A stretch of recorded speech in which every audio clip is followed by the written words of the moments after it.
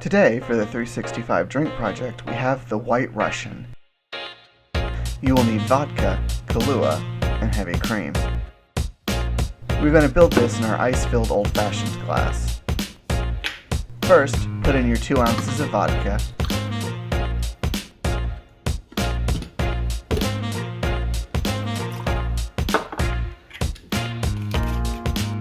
then your 1 ounce of Kahlúa,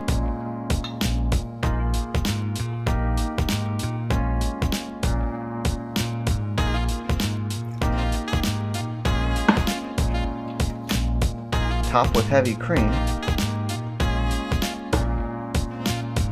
give it a good stir,